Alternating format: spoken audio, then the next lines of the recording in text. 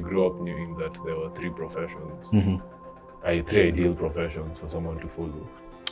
Me studying medicine, I'd be the second doctor In your family? in my family. Yeah, this medicine thing, man. Nikama. Yeah, and then when the results came out, they were just like, you remember that dream you had? I think we can do it. For us, the values of hard work and commitment are very, very crucial. You're 45. Take it easy. Yeah, take it easy, man. Take it easy. You're not a 20-year-old anymore. A friend of mine told me it's important to have friends in your network that are outside of your field. Tell your non-medic friend, this is not just for medics. You're just giving you an opportunity to look into the life of a medical student and experience the medical experience. That's the purpose of our podcast.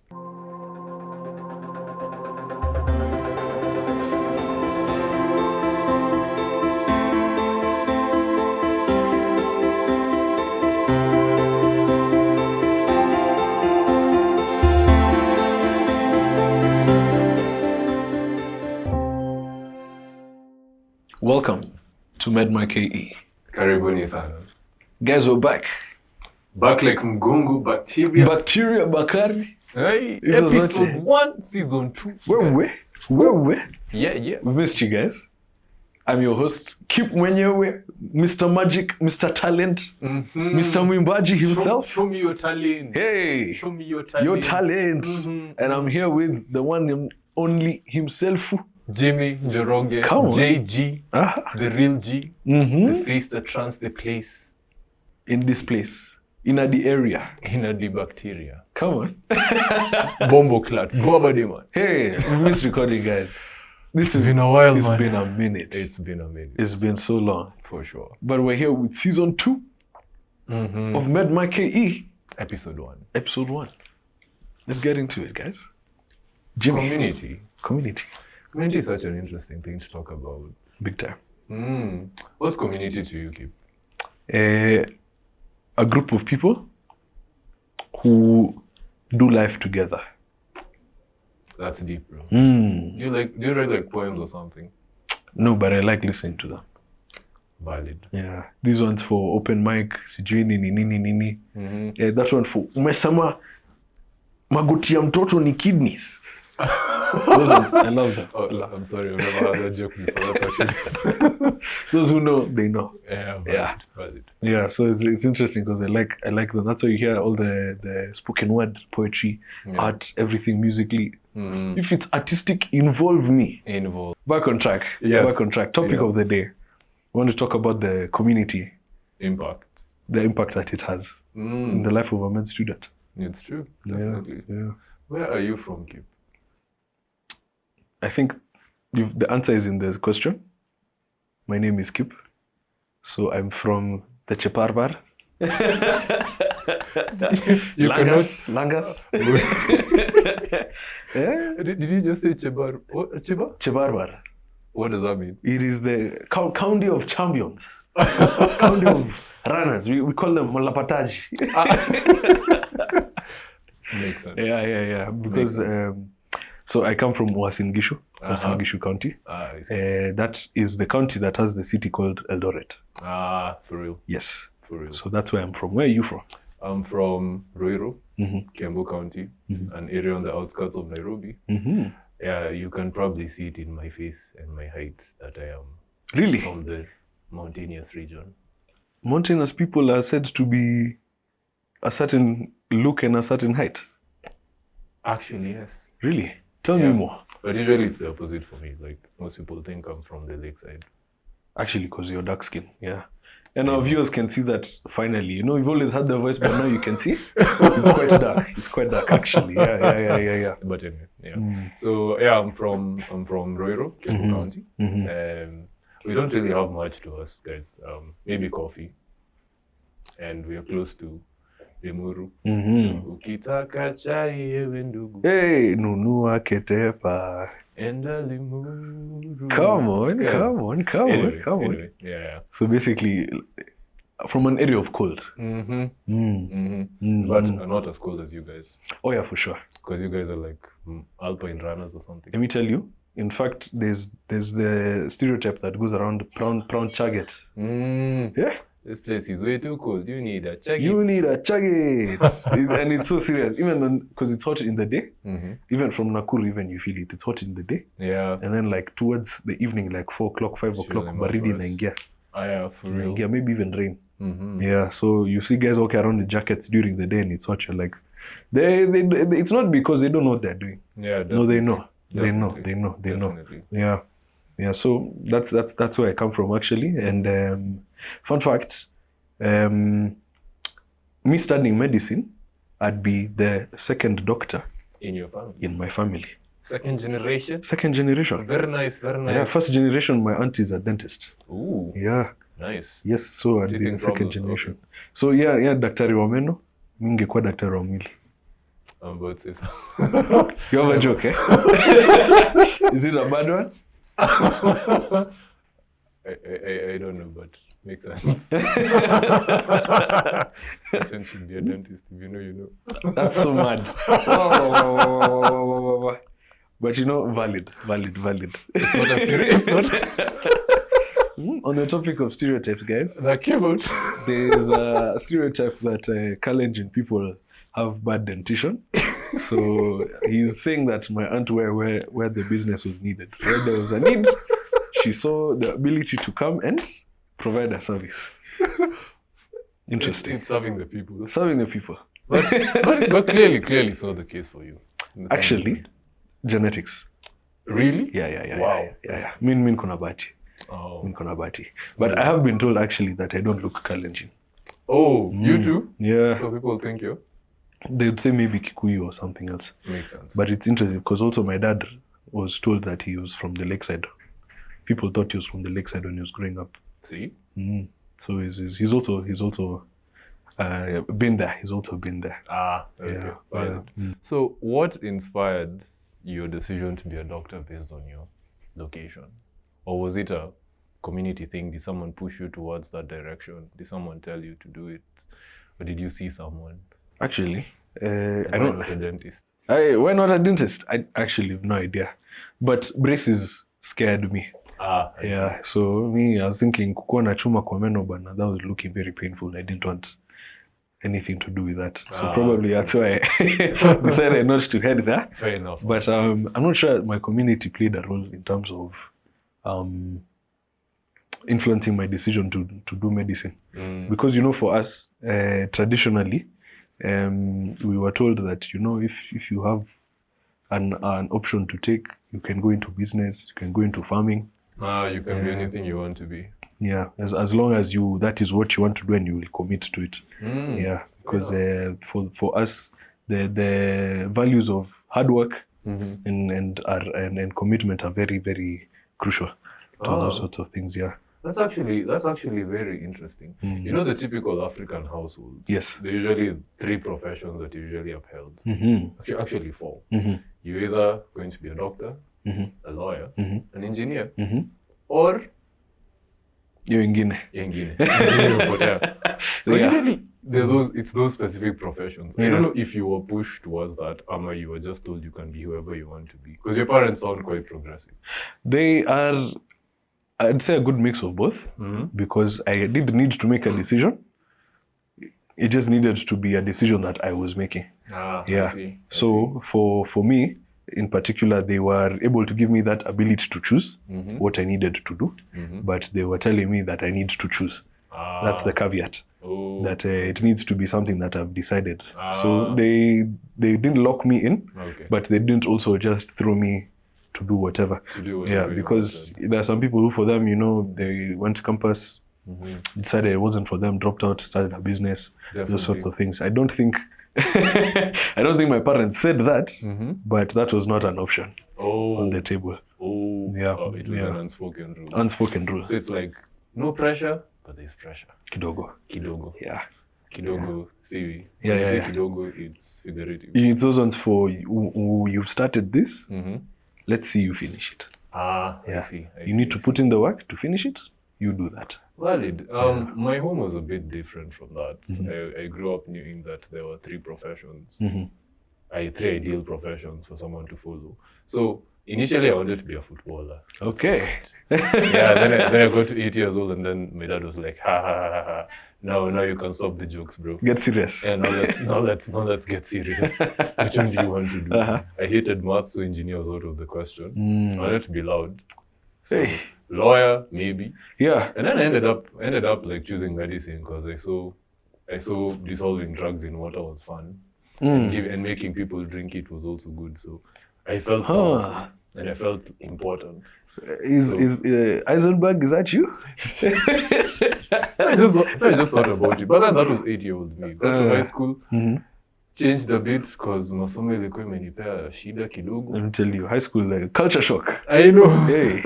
So you know the whole thing of you come in wanting to be a doctor, then you want to be a nurse, then you want to be something else, then you finally become the patient. Yes. So I was the patient and I was not patient. So I decided, yeah, this medicine thing, man.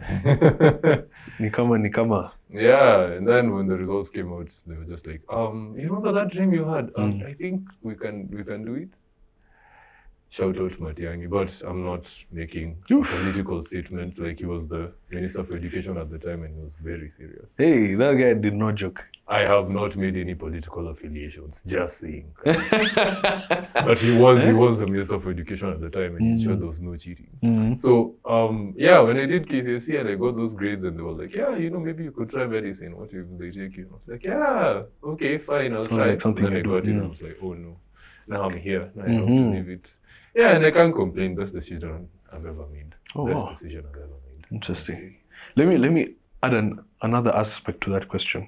So does that still translate when you're at home for the holidays? Like when you're spending time with your family, your neighbors, your people, what does that look like? Actually, it's very fitting that this has come up during this period. Because I'm about to go back home and diagnose people for free. Daktari, a quick one. I'm feeling pain. Nilikuwa shamba jana. I'm feeling back pain. Daktari, can you give me something? I'm like, maybe you shouldn't bend for too long. For 2 hours. Maybe you should take breaks. You're 45. Take it easy. Yeah, take it easy, man. Take it easy. You're not a 20-year-old anymore. There's that. Everyone calls you Daktari. Of course, guys are really friendly because I'm about to graduate. Black tag. Investing in stocks right now. Yeah, exactly. Before Bitcoin ianze kupanda. Like, these are investments from the past. From the past. So kidogo naanza kuonyesha watoto. These are my kids. This kid goes to this school. I'm just like, okay, interesting. That's nice to know. Yeah, I don't know why you're telling me, but like, okay. I mean, yeah, so there's that. There is the whole, of course, my parents are proud to say that son is a doctor or will soon become a doctor. There is the occasional free consults. There is the people waiting on the graduation. Everyone's like, umefika wapi? Guys have been asking me whether I'm going to graduate for the past 4 years now. I can imagine. And I keep telling them, guys, I'll graduate eventually. Yeah. Mean a success card. Kitu. You're right. That's the one thing that I really you keep asking me when I'm graduating, so that when I tell you I'm graduating and then I love so that now you tell me what everyone else tells me that sasa nitakuwa nikikuja consultation bila kulipa. Exactly. That has nothing to do with my graduation, first of all. Right. But second of all, I'll get to work first, nipate pesa, and then now we can have that discussion. Right? Yeah. How was that experience for you? Actually, I have so much I can say about this because we're in a current time period where it's evident how the medical field in this country of ours needs help, its own life support. Haha. Forget it, you get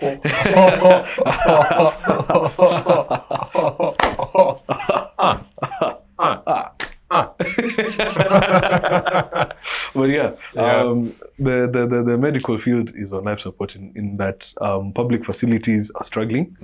The medical insurance is not as comprehensive as it was made to sound. And so you have a few people who are really looking at their options and they're saying, you really thank God for your health. Because if things go wrong, they go wrong. Definitely. Yeah, they definitely go wrong. So places are understaffed, undersupplied. probably not even operational. Yeah. So you're saying that most patients who go to hospitals are either referred if they're in the public system, or they are taken in circles to the point where it's easier to just go to private. It's true, definitely. Yeah. So that now there has a blowback effect on me as a medical student. Right now I'm looking at myself and I'm thinking, where am I going to fit in this system? It's true. You know, am I going to be the guy who's doing the grunt work for little compensation? Yeah. You know, there's this term being brought up, being a terminal MO. Meaning that you graduate, you get your degree, and then that's where you plateau. Yeah. Yeah, you're just a medical practitioner without much upward progression. You're just seeing patients. Ooh. So is that a niche that I want to get into, or would I want to head away from clinical work? Quite a few of my consultations with people have been varying. Some people love clinical work, but for them, they look at it as a chance to maybe practice and get a chance to progress outside first before they come back and do that. Yeah, I see. If it's available to them. Okay. You know, others will be like, nah, by the way, forget this. Me, I'll go do a master's in business administration or public health or something, and then I just have the doctor on my title as a nice, clean achievement. Yeah. And I move on. So there's a lot, and I think especially now for me, bring it back to the question that you had been asking. I think with where I want to be when I'm actually graduating and being a doctor, I think the decision is a bit more serious now because you don't have that safety net of utapata internship, alafu after internship upate kazi. It's true. Yeah. So now that that's no longer an assurity, it makes things a bit more serious. Like you're talking about doctors needing LinkedIn.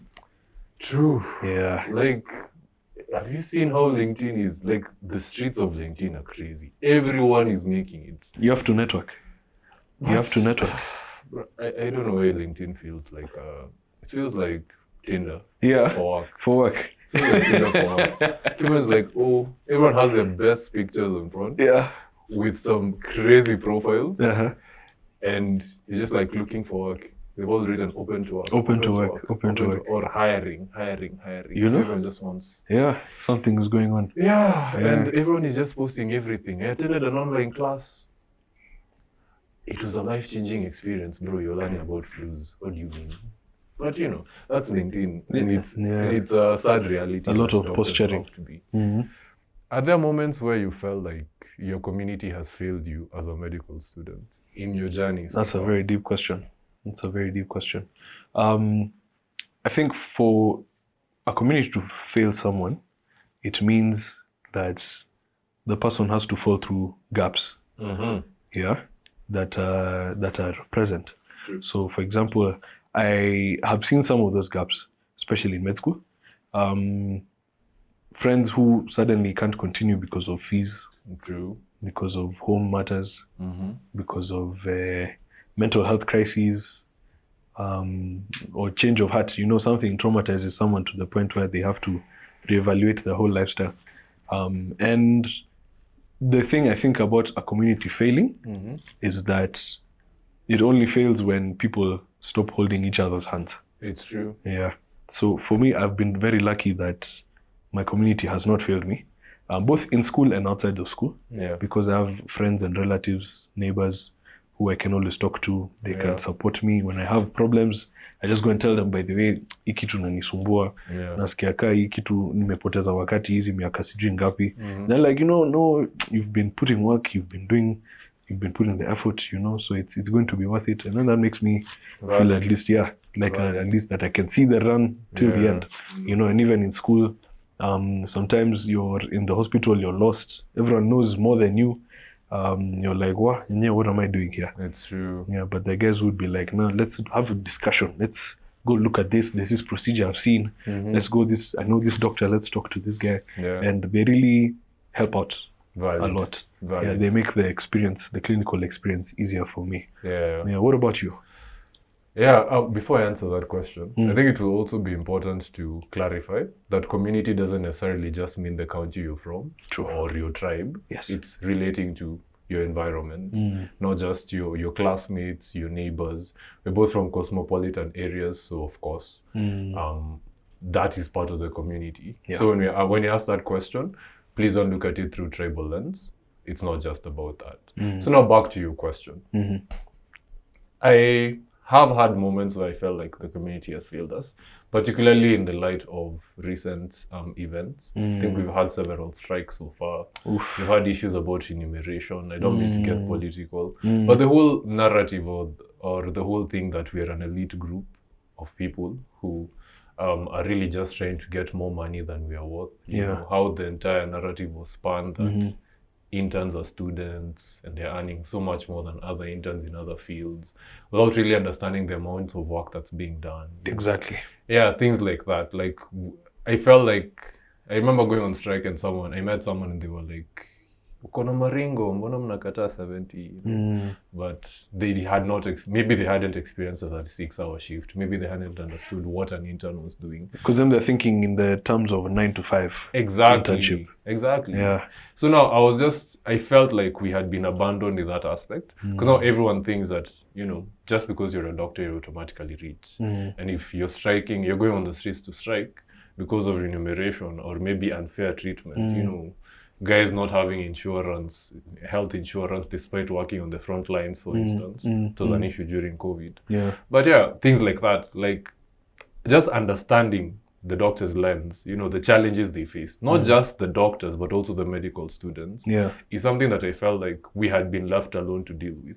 But now the moment that we're out on the streets, you know, and everyone is like, oh, people are dying because the doctors are selfish, you know, and the real decision makers are not even doctors. These are individuals who are, you know, a bit higher up. Yeah.